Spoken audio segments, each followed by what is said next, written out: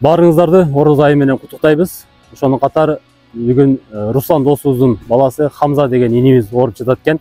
Ага өзүңүздөр көп болгондой көп суммада каражат керек экен. Биз да Барбол фабрикасы карап турбастан ушуга колубуздан келишинче көмөгүбүздү көрсөтүп атабыз.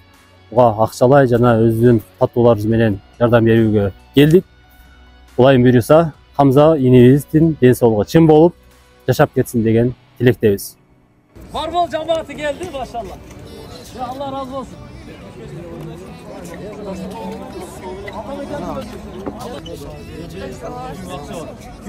Biraz. Var.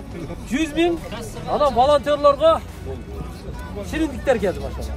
Anam o жерге Хамзанын сүрөтүн чыгарып, торт чыгардык. Муну алсаңыздар аукцион кылып сатсаңыздар дагы болот. Алсаңыздар ушу Руслан досубузга дагы берип койсоңуздар болот. Хамзанын сүрөтүн түшүрүп, бул жерге мына. Даже Ем банкыны коюп келиптир. Ем банкыны коюп келиптир. Көрдүңүздөр? Allah razı olsun. Tort da şirin olsun. Kassaga tapşırdık turganda 100 000 so'mu kassaga öttü. Davay tarqatma.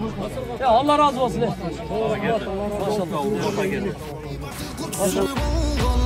Qaytmagan hatta babam ulu jonin, tartıq turpak boluş üçün